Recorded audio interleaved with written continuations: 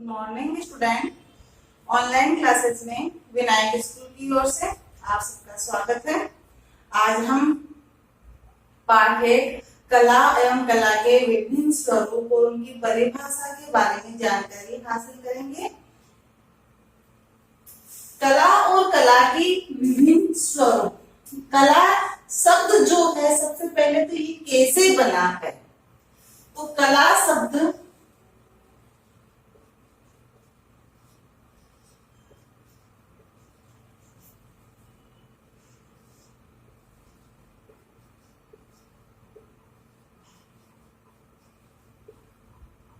जो है ये है कल संख्याने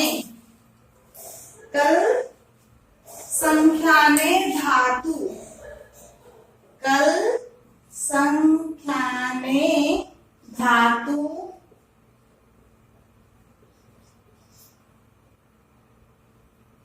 अच और टॉय प्रत्यय। अच एवं टाक प्रत्यय से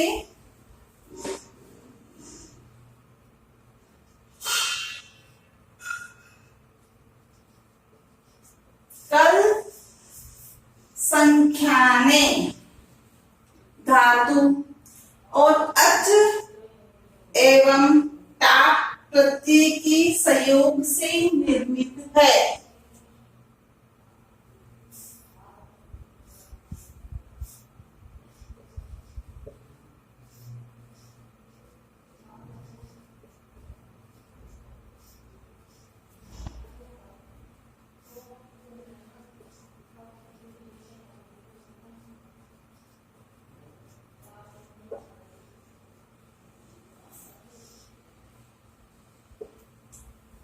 कला शब्द कल संख्याने धातु अच टाक प्रत्यय के संयोग से निर्मित है, जिनका तात्पर्य क्या है बेटे?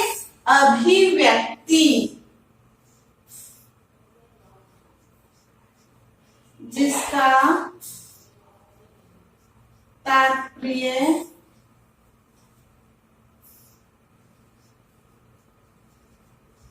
अभिव्यक्ति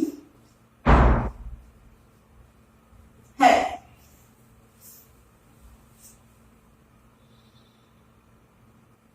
कालांती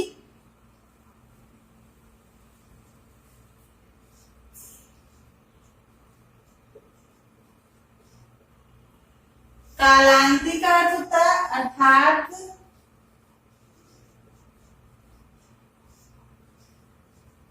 सुख प्रदान करने वाली कृति।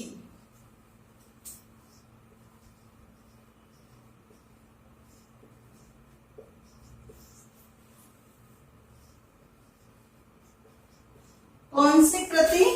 सुख प्रदान करने वाली कृति जो है कालांती कहलाती है।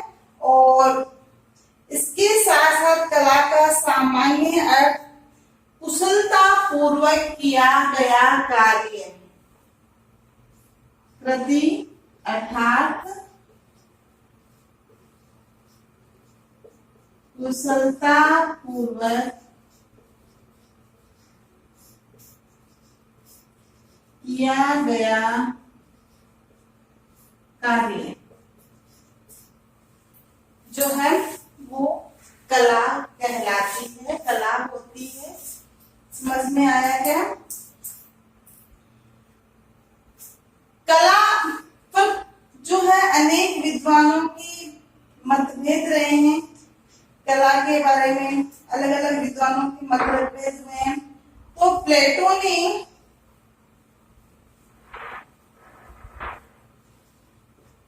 कला पर विद्वानों की मत या विचार।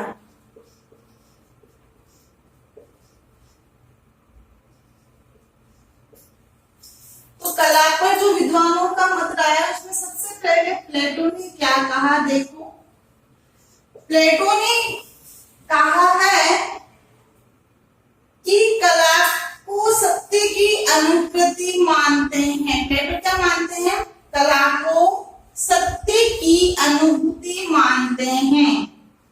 प्लेटो कला को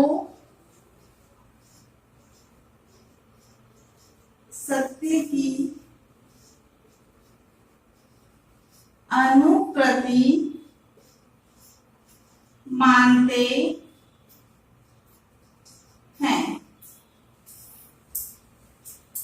ऐसे ही जो है अरस्तु के अनुसार कला एक अनुकरण है। अरस्तु ने क्या कहा? कला एक अनुकरण है। प्लेटो के अनुसार तो कला सत्य की अनुकृति है और अरस्तु के अनुसार कला एक क्या है बेटे? अनुकरण है। क्रोचे ने कला को बाह्य प्रभाव की अभिव्यक्ति बताया। क्रोचे ने कला को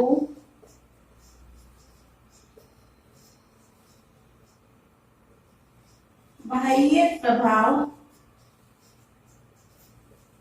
की अनुकृति जो है उन्होंने बताया है। ऐसे ही टॉलस्टॉय के अनुसार जो है कला मन के भावों की अभिव्यक्ति होती है। हिंगल ने कला को अधिक भौतिक सत्ता को, हिंगल की देखेंगे हम पहले। हिंगल ने जो है कला को अधिक भौतिक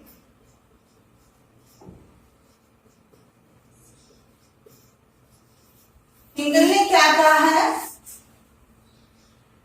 कला को उन्होंने अधिक भौतिक सत्ता को व्यक्त करने का माध्यम बताया। अधिक भौतिक सत्ता को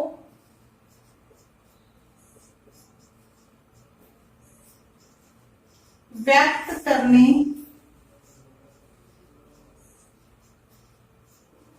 का माध्यम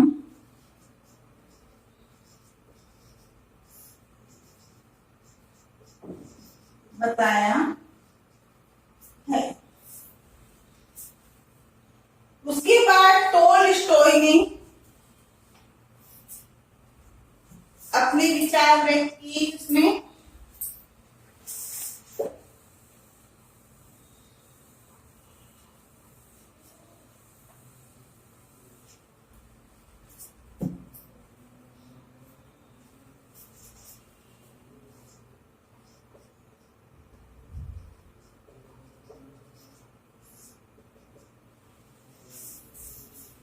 जो टॉलस्टॉय है उसके अनुसार स्वयं के भावों की, स्वयं के भावों को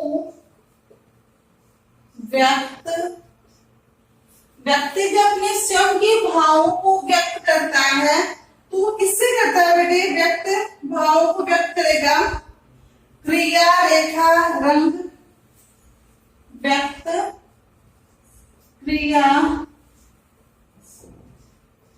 रेखा, रंग, ध्वनि, इन सबके द्वारा वो क्या करता है? अपने भावों को क्या करता है? व्यक्त करता है। या शब्द द्वारा या शब्द द्वारा अभिव्यक्त करेगा। वो क्या करेगा? अभिव्यक्त करना, द्वारा अभिव्यक्त करना कि मन के भाव सुनने व देखने से जग जाए। जो मन में भाव उत्पन्न होते हैं वह जग जाए। अब मैं आपको वास्तविक रूप से बता देती हूँ कि कला क्या है। कला इसमें आपके आएगा सत्यम शिवम सुंदरम। शिव की द्वारा जो उपलब्धि है वह कला है। ये एकदम पंक्ति आपको किताब में लिखी हुई मिलेगी। कला सत्यम शिवम सुंदरम, जो सुंदर कृति है शिव के द्वारा जो उपलब्धि है उसे हम कला कहते हैं। और हमारी भाषा में जो कला है, हमने कोई दृश्य देखा और वो दृश्य देखकर हम रेखा रंग के द्वारा उसी का अनुकरण करते हुए उसी कला को हम बनाते हैं और अपने मन के भावों को प्रकट करते हैं और प्रकट करेंगे। और फिर बाद में वो प्रकट की हुई जो कला है उसको देखकर अन्य व्यक्ति के मन में भी वही भाव प्रकट होते हैं, जग जाते हैं, उसे कला कहते हैं। कला जो है एक प्रकार की नहीं होती है, कला 64 प्रकार की होती है। मनुष्य जीवन में जितने भी कार्य करता है वो सब क्या है? कला है। वह हर कार्य जो करता है मनुष्य जीवन में वह क्या है? कला है। सुनार के पास भी गहने बनाना एक कला है। लोहार के पास भी लोहे के पात्र बनाना क्या है? कला है। सुथार के पास भी लकड़ी को वह क्या करता है? तराश कर काट कर क्या करेगा? फर्नीचर बनाता है, वो भी उसके पास कला है। हर व्यक्ति के पास अपनी अपनी कला है। दर्जी के पास भी कला है। जो मूर्तिकार है वह पत्थर को तराश कर उसमें बहुत सुंदर मूर्ति बना देता है, यह भी एक कला है। तो व्यक्ति अपने मन के भावों को जहाँ प्रकट करता है वहां क्या है? कला है। तो कला जो है वात्स्यायन ने कला को 64 प्रकार की कला को माना है। भरत मुनि ने भी अपने नाट्य शास्त्र में 64 प्रकार की कला को माना है।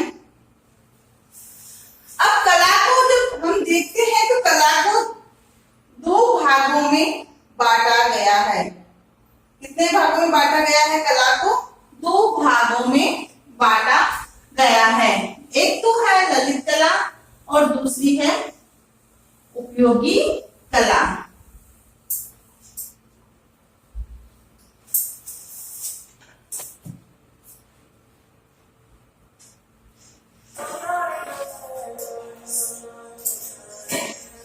कला को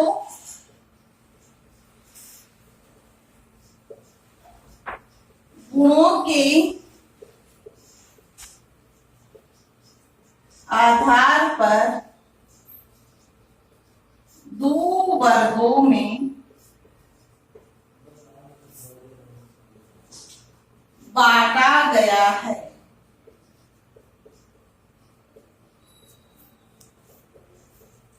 पहला तो है ललित कला, दूसरा है उपयोगी कला।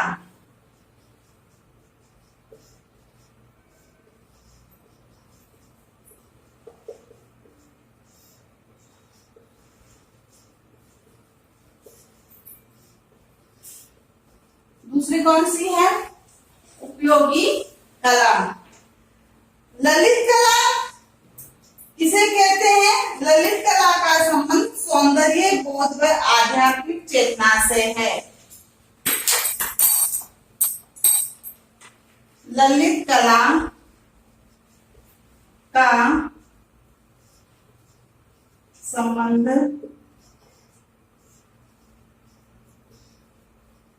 सौंदर्य बोध व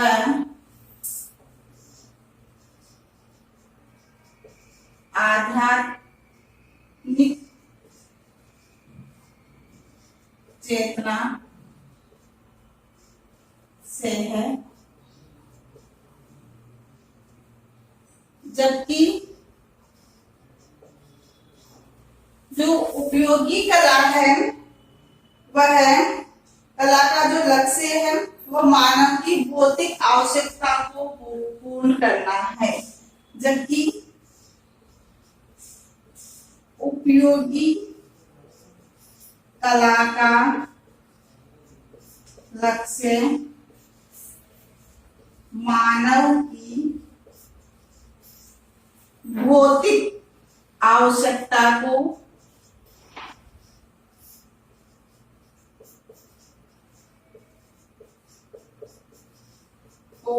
पूर्ण करना है।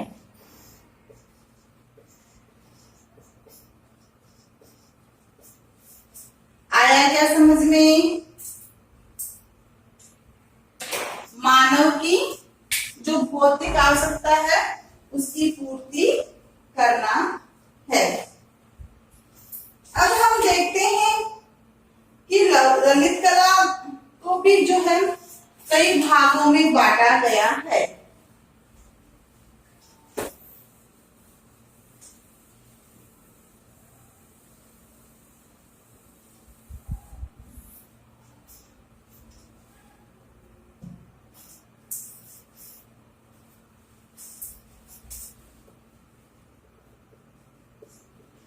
ललित कला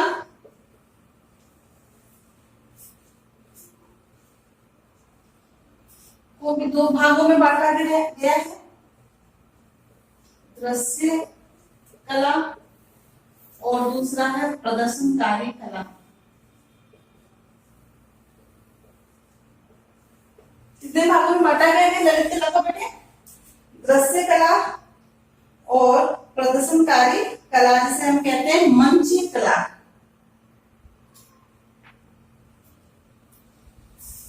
अब इसमें दृश्य कला को तीन भागों में बांटा गया है, चित्रकला, दूसरा है मूर्ति कला और तीसरा है वास्तुकला। दृश्य कला को कितने भागों में बांटा गया है बेटे? तीन भागों में बांटा गया है, चित्रकला, मूर्तिकला और वास्तुकला।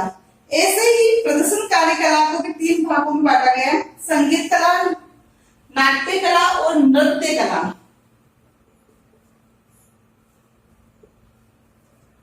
संगीत कला, नाट्य कला और तीसरा है नृत्य कला।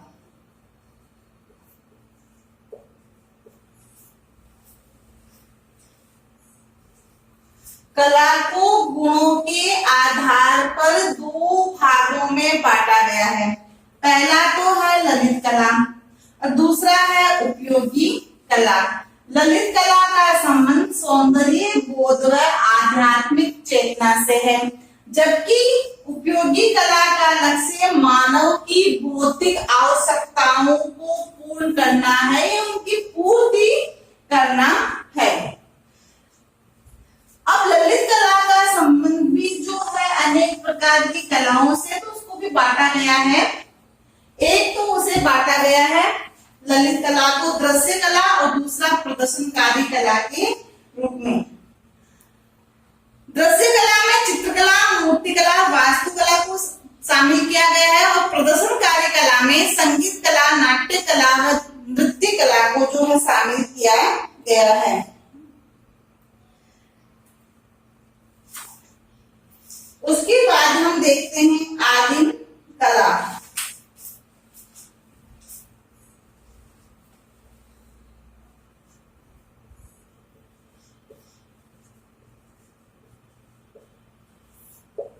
आदिम कला क्या है?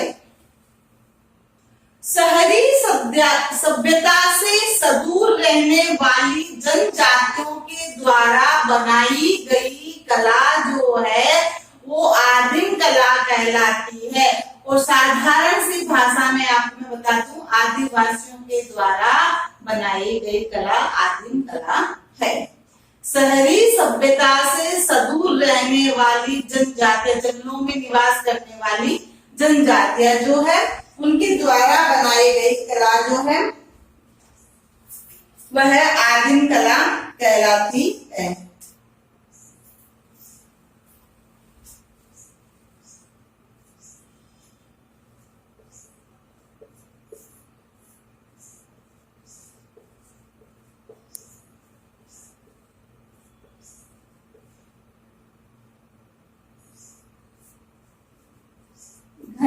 जंगलों में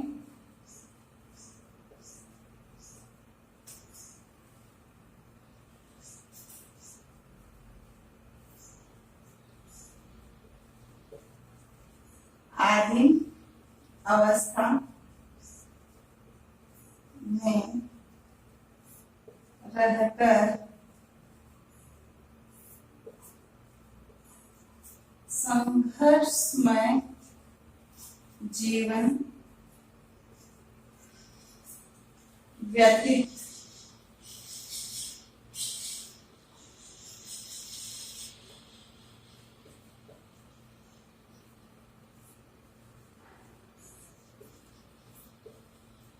करने वाली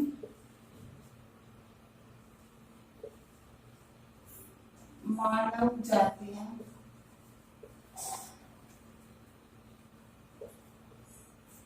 की कला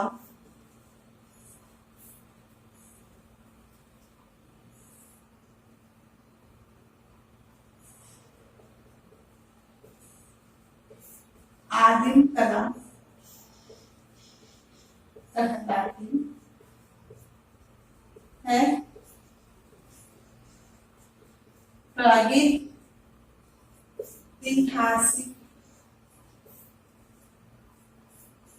काल। देखो बच्चों, आदिम कला क्या है? शहरी सभ्यता से दूर सुदूर दूर जंगलों में निवास करने वाली आदिम अवस्था में रहकर संघर्षमय जो जीवन व्यतीत करने वाली मानव जातियों के द्वारा जो कला है बनाई गई है, वह कला आदिम कला कहलाती है। इसके अंतर्गत प्रागैतिहासिक काल के अतिरिक्त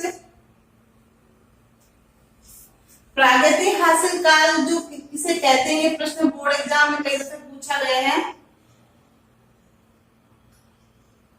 मानव के प्रारंभिक अवस्था या आदि मानव के द्वारा सप्रमाणिक प्राप्त कला को प्रागैतिहासिक कालीन कला कहते हैं। आदि काल जब मानव जब अपने जीवन प्रारंभ किया था, उस समय जो सप्रमाण हमें कला प्राप्त होती है वह प्रागैतिहासिक काल की कला कहलाती है। उस समय मनुष्य जो है आदिम अवस्था में रहता था, जंगलों में रहता था, गुफाओं में रहता था। उसमें उसे खाने पीने वस्त्र आदि का ज्ञान नहीं था। वह निवस्त्र जो है जंगलों में विचरण करता और अपने उदर की पूर्ति हेतु वह जंगलों में जंगली पशु है उनका शिकार करता और उनकी कलाकृतियों को गुफाओं की दीवारों पे नाखूनों से उदेड़ता हुआ बनाता। वह कला जो है आदिम कला कहलाती है। आदिम अवस्था में मनुष्य के द्वारा बनाई गई कला, उसके सप्रमाण कला जो उपस्थिति की कला के सप्रमाण उपस्थिति कला जो हमें प्राप्त होती है वह प्रागैतिहासिक कालीन कला है। एक ही लाइन में जो हम परिभाषा पढ़ते हैं, इतिहास से पूर्व के की कला जो सप्रमाण हमें प्राप्त होती है वो प्रागैतिहासिक कालीन कला है। इतिहास से पूर्व की सप्रमाणिक कला जो हमें प्राप्त होती है वह प्रागैतिहासिक कालीन कला है। समझ में आया क्या बच्चों? तो प्रागैतिहासिक काल से लेकर आज तक जो है वर्तमान स्थिति जो है, वर्तमान में भी जो है इन्हीं जंगलों में निवास करने वाले आदिवासियों द्वारा बनाई हुई कला है वह आदिम कला ही कहलाती है।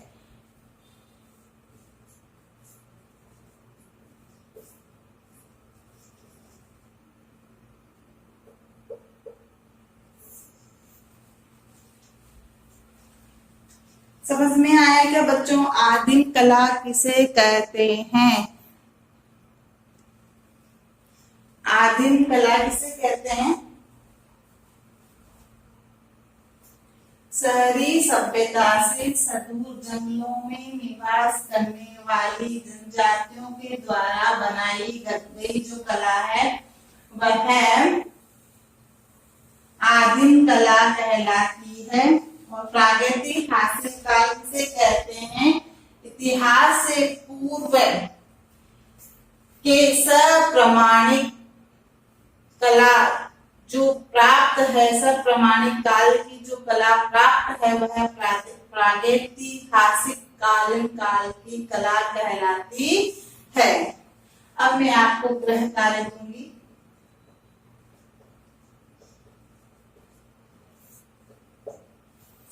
गृह कार्य में सबसे पहला जो हमारा प्रश्न है वह है कला का अर्थ बताइए।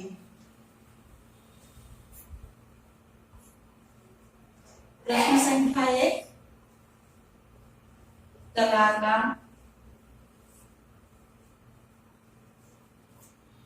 अर्थ बताइए। कला का अर्थ सबसे पहले मैंने आपको बताया था सुख प्रदान करने वाली कृति, है ना। उसमें मैंने आपको बताया था कला शब्द कल संख्याने धातु से अच एवं टाप प्रत्यय के संयोग से बना है, जिसका स्पष्ट अर्थ है अभिव्यक्ति। कालांती अर्थात सुख प्रदान करने वाली मधुर कृति कला कहलाती है। ये मैंने आपको प्रारंभ में ही बताया था। सुख प्रदान करने वाली कृति कौन सी है? शिव के द्वारा बनी हुई उपलब्धि जो है वह सत्यम शिवम सुंदरम। प्रश्न संख्या 2,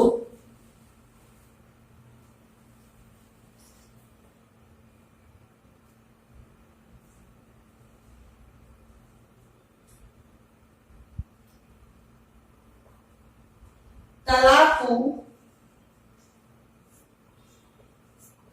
गुणों के आधार पर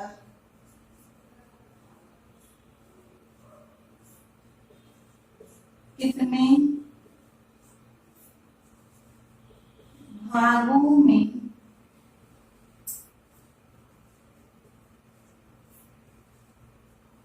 बांटा गया है?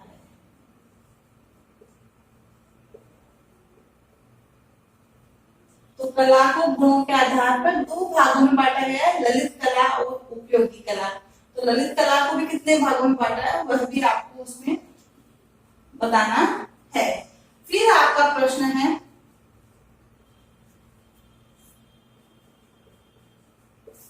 ललित कला व उपयोगी कला में अंतर बताइए।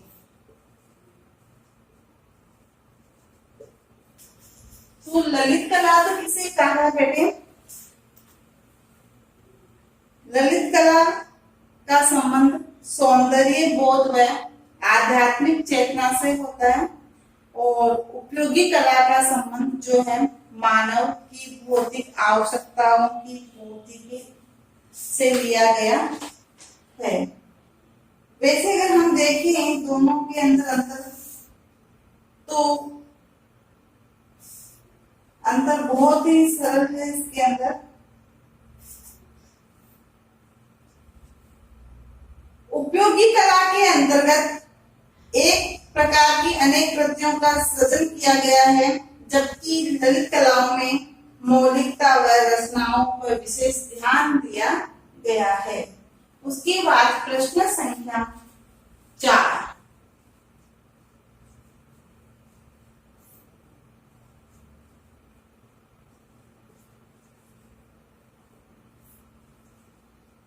आदिम कला किसे कहते हैं बताइए। आदिम कला किसे कहते हैं? घने जंगलों में आदिम अवस्था में रहकर संघर्ष में जीवन व्यतीत करने वाली मानव जातियों की कला को ही आदिम कला कहते हैं।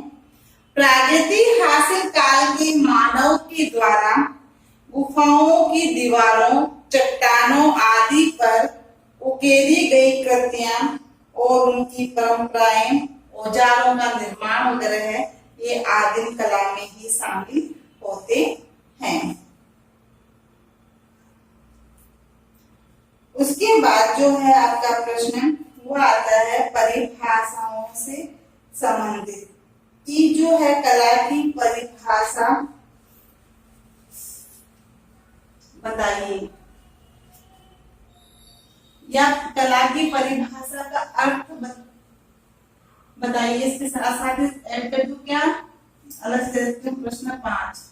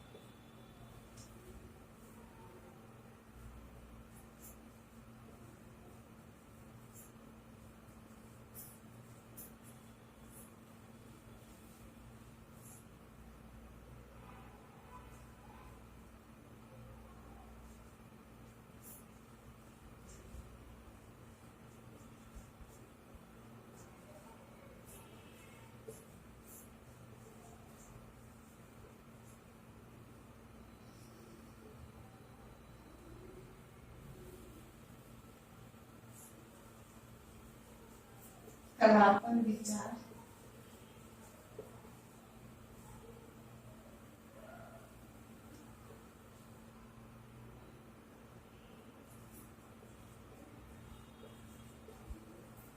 कला की परिभाषा बतानी है। कला पर जो है कई दोनों के मतभेद रहते, तो उसमें अरस्तु ने, प्लेटो ने, टॉप ने, हिंगल ने कला पर अपने जो है विचार प्रकट किए हैं। तो हिंगल और कला पर जो इन्होंने, टॉप ने हिंगल पे जो इन्होंने अपने विचार, दोनों से जो विचार प्रकट कर किए हैं वो बताने हैं।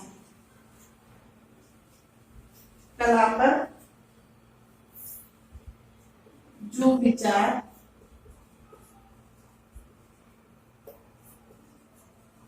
प्रकट किए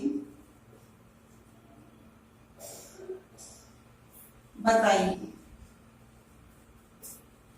ये प्रश्न आपको अपने अभ्यास पुस्तिका में करने हैं। चित्रकला की नई जो है आपको अभ्यास पुस्तिका डालनी है और उसमें ये 5 प्रश्न आपको करने हैं।